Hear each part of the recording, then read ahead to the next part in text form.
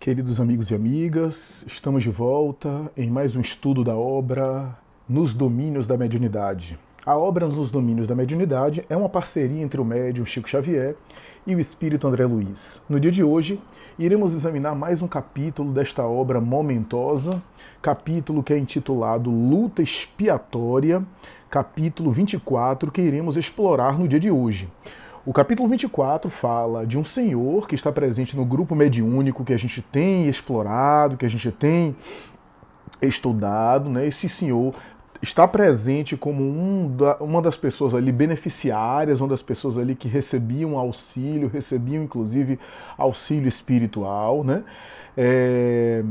E que estava na condição ainda de paciente, de doente, mas que poderia ser futuramente um candidato ao exercício da mediunidade. O capítulo começa falando desse senhor que em determinado momento começa a se contorcer e começa a se contorcer, a se tremer, a se estribuchar, e que quase caía no chão, não fosse a poltrona em que ele estava colocado. Desferia gemidos angustiados e roucos, como se uma coisa invisível estivesse constringindo a sua garganta. É assim que André Luiz descreve logo no início do capítulo mesmo. E aí ele diz que duas entidades de presença muito desagradável reparavam esse senhor à distância, sem, no entanto, interferir mediunicamente, magneticamente, pelo menos interferir de maneira visível. Ou seja, não havia ali um contato, um acesso, uma sede, uma intervenção clara que André Luiz pudesse perceber, mas aquelas entidades, duas entidades desagradáveis ali, olhavam para ele e ele se contorcendo daquela forma. O interessante é que o Aulus diz assim: é um pobre irmão em luta expiatória e na realidade mal atravessou a casa dos 30 anos na presente encarnação. Desde a infância sofre o contato indireto de companhias inferiores que aliciou no passado pelo seu comportamento infeliz. E quando experimenta a vizinhança, olha só, a aproximação dessas companhias invisíveis, desses amigos transviados ainda em nosso plano, com os quais conviveu largamente antes do retorno à carne, reflete-lhes a influência nociva, entregando-se a perturbações histéricas que lhe sufocam a alegria de viver. Tem sido aflitivo problema para o templo doméstico em que renasceu. Desde menino, vive de médico a médico. Ultimamente, a malarioterapia, uma terapia antiga, e a insulina e o eletrochoque têm sido empregados em seu benefício sem resultado prático. Os tratamentos dolorosos e difíceis, de certo modo, lhe castigaram profundamente a vida física. Parece um velho, quando poderia se mostrar em pleno vigor juvenil. E aí o enfermo tremia ali pálido, Clementino espiritualmente tentava aplicar passes para aliviar ele, ele ali no estado chamado paroxístico, né? E sendo atendido ali por Clementino, o próprio Raul, o doutrinador, tentando pronunciar palavras de conforto, né? Entrar em prece para acalmá-lo, e depois de alguns minutos ele volta, ele refaz o semblante, volta à calma, né? E o ambiente volta ao estado convencional. E aí no final da reunião, já no encerramento da reunião, o rapaz continuava ali apático, melancólico, diz André Luiz, né? E chamava a atenção de André Luiz e de Hilário, que queriam estudar mais o que é que acontecia ali com aquele rapaz, né? O que é que estava acontecendo com esse caso, né? Queria tirar dúvidas, afinal era um caso muito interessante, né? O próprio Hilário diz assim: olha, a gente não viu uma interferência mediúnica direta, a gente não viu o rapaz saindo do corpo, né? Em todo o fenômeno mediúnico há uma espécie de desdobramento, de emancipação da alma. Não aconteceu com aquele rapaz, né? Não aconteceu nada nesse sentido, pelo contrário, né? Se debatia ali, as entidades à distância só olhando, né? E o rapaz entrando nessa situação, né? E aí o Aulus diz assim: o enigma do nosso irmão é de natureza mental. O problema dele é de natureza mental, considerando-se-lhe a origem pura e simples, mas está radicado numa sensibilização psíquica tanto quanto as ocorrências de ordem mediúnica. Ou seja, é um quadro de transtorno psíquico, graças a uma sensibilização que ele sente, né, uma sensibilidade acentuada que ele sente, né, mas que tem semelhança com a sensibilização mediúnica que ocorre nos médiums que não necessariamente têm nenhum transtorno, né? Os médiums normais, digamos assim, sem nenhuma patologia. Né? Então, apesar de ser um quadro mais mental e não mediúnico, mas a raiz dele é da mesma ordem da sensibilidade mediúnica. Olha só, estamos diante de uma explicação que André Luiz está dando à histeria.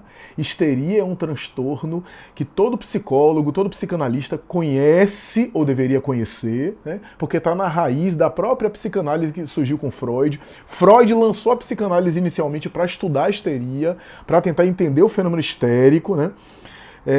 E é super interessante porque a histeria tem hoje literatura sobre isso. Freud examinou a histeria e deu uma conotação sexual, uma repressão, né? A histeria era fruto de uma repressão sexual e que se manifestava. A rigor, de maneira simples, a histeria é um transtorno psíquico que converte sofrimento psíquico em experiência física.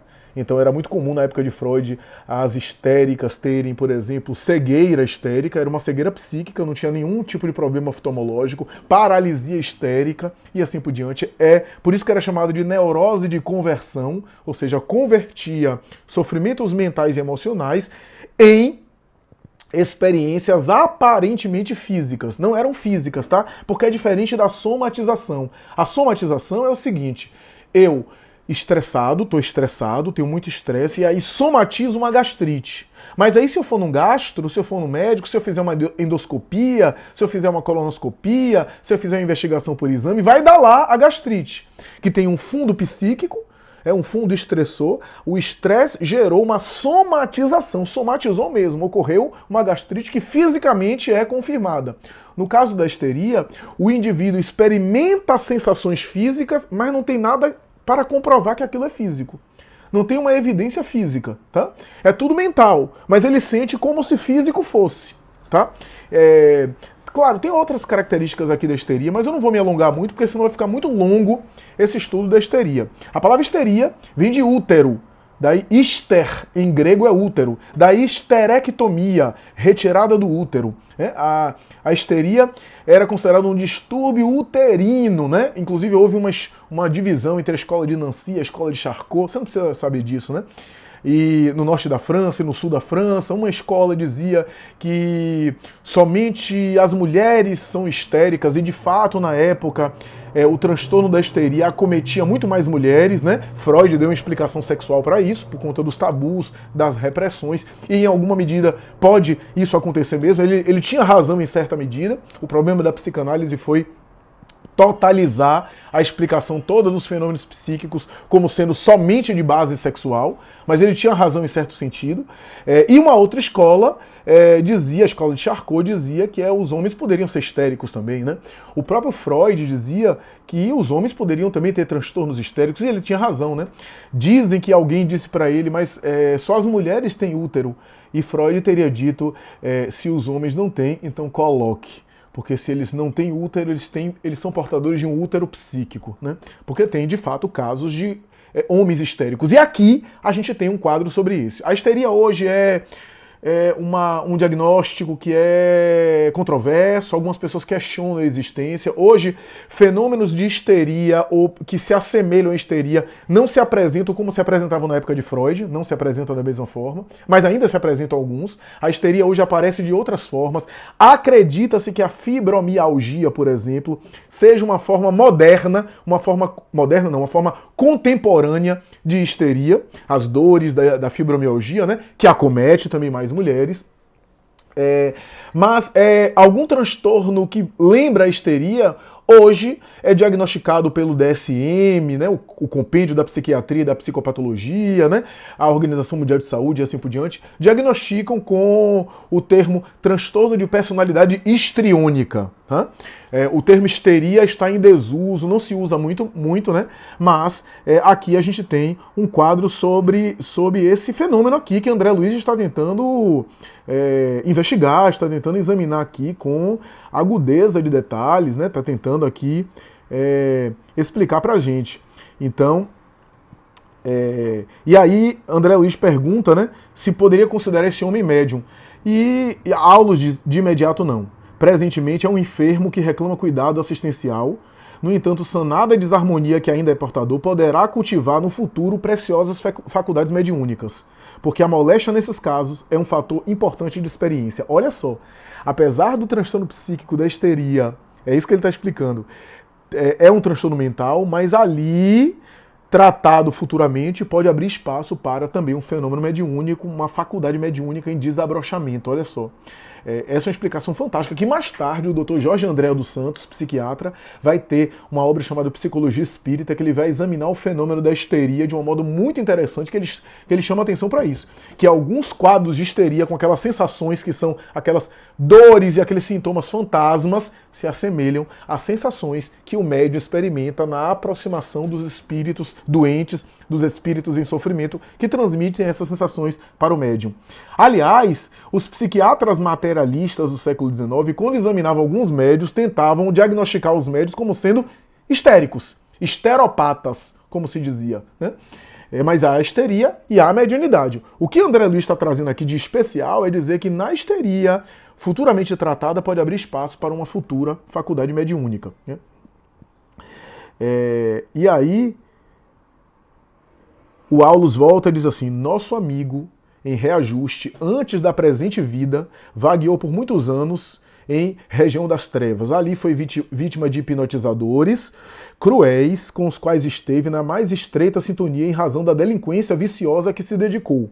Sofreu intensamente e voltou à Terra, trazendo certas deficiências no corpo espiritual. É um histérico, segundo a justa acepção da palavra, acolhido pelo heroísmo de um coração materno e por um pai que lhe foi associado da insânia, hoje também atravessa amargosas provas. Vem procurando a própria recuperação aos 7 anos da nova experiência terrena, quando se lhe firmou a reencarnação. Sentiu-se tomado pela desarmonia trazida do mundo espiritual e desde então vem lutando no laborioso processo regenerativo a que se impôs. Algemado à perturbação em que se enleou, supõe haver nascido com fracasso congenial. Não se acredita capaz de qualquer serviço. Crê-se derrotado antes de qualquer luta. Apraz-lhe tão somente a solidão em que se nutre dos pensamentos enfermos que lhe são arremessados ao espírito pelos antigos companheiros de vício. Enfim, vive em deploráveis condições patológicas do sistema nervoso, numa crise de longo curso, a caracterizar-se por estranhas perturbações da inteligência e contraturas repentinas que o inutilizam temporariamente para o trabalho digno. E aí o grupo acaba a reunião, as preces finais, e Aulus, com André Luiz e a equipe, acompanha esse sujeito até a sua casa. E vai acompanhando ele, vai ajudando até ele chegar em casa.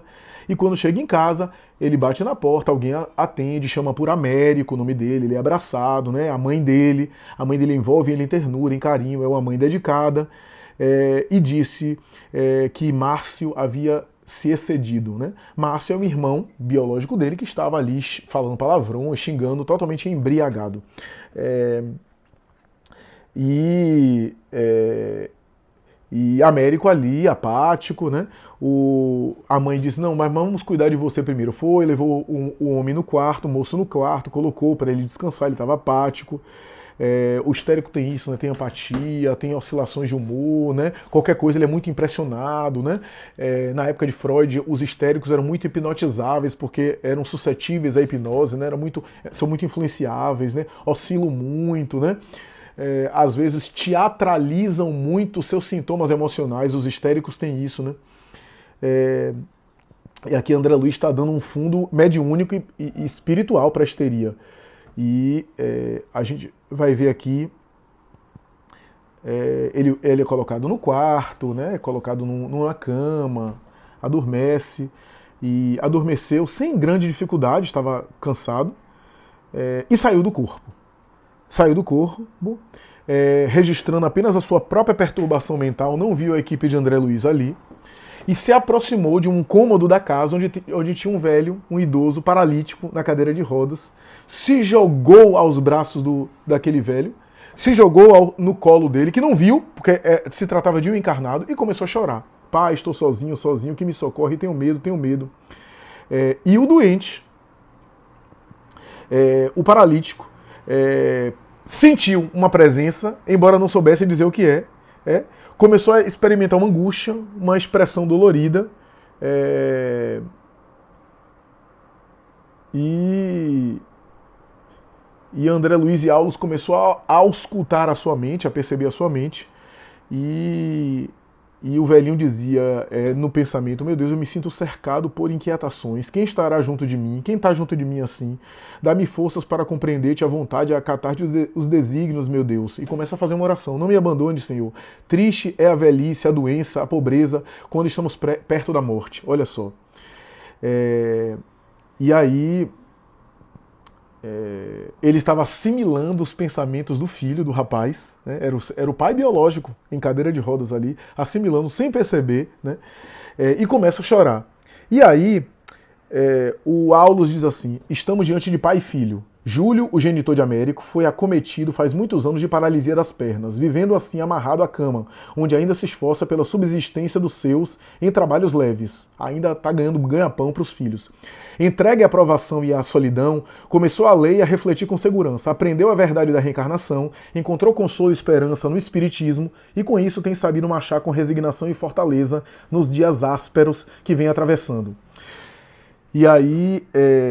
E ele continua dizendo: sustentado pelo devotamento heróico da esposa, trouxe ao mundo 5 filhos, dos quais uma jovem que ele foi abençoada irmã em outra vida, e os demais, inclusive Américo, são 4 rapazes de trato muito difícil. Ou seja, uma filha que não dá trabalho, que foi um grande amor da vida dele, um grande irmã da vida dele, um grande afeto da vida dele do passado, e 4 filhos que são filhos difíceis, né? Inclusive Américo, que é o histérico. Márcio, o embriagado, tem problema com bebida. Guilherme Benício, que André Luiz diz assim: estão consumindo a mocidade em extravagâncias noturnas. A gente tem uma ideia do que é isso, né? Excessos, talvez aí promiscuidade sexual, farras, né? E Laura, a filha, que é abnegada, companheira dos pais, né? E o Américo, que é o primogênito, o mais velho, que é o histérico, né? E aí Aulus diz assim: essas provações dolorosas e rudes não são por acaso. No passado próximo, o paralítico de hoje, que é espírita, era dirigente de um pequeno bando de malfeitores e ladrões. Extremamente ambicioso, se asilou num sítio onde se transformou em perseguidor de viajantes desprevenidos, dedicando-se ao furto e à vadiagem. Conseguiu convencer 4 amigos a acompanhá-los nas aventuras delituosas a que se entregou pela cobiça tiranizante, comprometendo-lhes a vida moral. E esses 4 companheiros são hoje os filhos, que lhe recebem nova orientação, crivando-o de preocupações e desgostos. Desviou-os do caminho reto, olha só que coisa a reencarnação, desviou eles do caminho reto, porque foi ele o líder que desviou os 4, agora recebe eles como filho para reeducá-los. E claro, aqueles que ele desviou e viciou pela conduta criminosa, agora recebe viciados. Recebe como os filhos problemas que ele próprio viciou, para que ele próprio possa agora educar e reorientar. Olha a beleza da reencarnação, né? E a profundidade. Agora para recuperá-los, para a estrada justa, achando-se ele mesmo em penosas inibições. Mas ele era resignado, né? Espírita, etc., resignado ali. E aí a gente vê, no final do capítulo, Laura entrar no ambiente onde Hilário, André Luiz está, entrando no ambiente. Quando ela entra no ambiente, André Luiz fica espantado, né, pela nobreza de espírito daquela mulher. Né? Ela entra em espírito, tá? Ela está dormindo também, ela entra desdobrada do corpo, né? Fora do corpo. Olha só, ela entra, vê Américo, o irmão, pega Américo nos braços, que também está em espírito desdobrado, tira do quarto e leva de volta Américo ao seu quarto, ao quarto onde está o corpo físico dele, para separar ali pai e filho, a fim de que a perturbação não continue. E o Aulus diz assim: mesmo ela fora do corpo, ela ajuda o pai, e inclusive trata do pai, né? Ampara o pai doente. E aí André Luiz pergunta: ela está domiciliada, ela está residindo aqui mesmo? E aí Aulus diz: sim, ela está dormindo, o corpo dela está dormindo aqui em um aposento próximo. E diz: quando o corpo terreno descansa, nem sempre a alma repousa. Na maioria das ocasiões, segue o impulso que lhe é próprio. Quem se dedica ao bem, de um modo geral, continua trabalhando na sementeira e na seara do amor. E quem se emaranha no mal, costuma prolongar no sono físico os pesadelos em que se enreda. E aí, a conclusão de Aulus é surpreendente. Os pensamentos daqueles que partilham o mesmo teto agem e reagem uns sobre os outros. Isso também é mediunidade. De modo particular, através de incessantes correntes de assimilação. A influência dos encarnados entre si é habitualmente muito maior que se imagina. Muita vez, na existência carnal, os obsessores que nos espezinham estão conosco, respirando reencarnados o mesmo ambiente. Do mesmo modo, há protetores que nos ajudam e elevam e que igualmente participam de nossas experiências de cada dia. É imprescindível compreender que em toda parte, acima de tudo, vivemos em espírito. O intercâmbio de alma para alma, entre pais e filhos, cônjuges e irmãos, afeiçoados e companheiros, simpatias e desafetos no templo familiar ou nas instituições de serviço em que nos agrupamos, é, em razão disso, a bem dizer, obrigatório e constante. Sem perceber, consumimos ideias e forças uns dos outros. E aí, a última pergunta é, André Luiz Hilário pergunta, e vale a pena o Américo, que é histérico, participar de sessões mediúnicas, de grupos mediúnicos, de trabalhos mediúnicos? E o Aulus diz, olha, ele vai ter que se tratar antes, ele vai ter que se recuperar, tratar antes, mas ele pode ser beneficiado sim. O progresso é obra de cooperação, diz ele. Consagrando-se à disciplina e ao estudo, à meditação e à prece, ele se renovará mentalmente, apressando a própria cura, depois da qual poderá cooperar em trabalhos mediúnicos dos mais proveitosos. Todo esforço digno, por mínimo que seja, recebe invariavelmente da vida a melhor resposta. Então, esse capítulo é um capítulo super interessante, é um capítulo que fala de uma situação familiar, de ajudas espirituais na família, fora do corpo, em desdobramento. O André Luiz sempre nas obras dele traz a importância da experiência fora do corpo durante o sono físico, onde acontecem processos espirituais, interferências, diálogos, intercâmbios. Mas aqui a gente tem muito mais, né? A gente tem também o fenômeno da histeria, que é um fenômeno muito complexo, intrigante. Infelizmente a gente não tem muito tempo agora, nesse vídeo eu não tenho muito tempo para me alongar, mas vale a pena eu voltar depois no assunto sobre a histeria. É um fenômeno muito interessante, tem obra de Jorge Andréa, tem obra de Filomeno de Miranda falando sobre a histeria. A histeria em alguns casos sempre se trata de uma provação, a gente vê aqui, e por meio do fenômeno mediúnico parece aguçar as crises histéricas, né? Inclusive com processos obsessivos. Em alguns casos a histeria tem a ver com débitos e compromissos morais na área do feminino.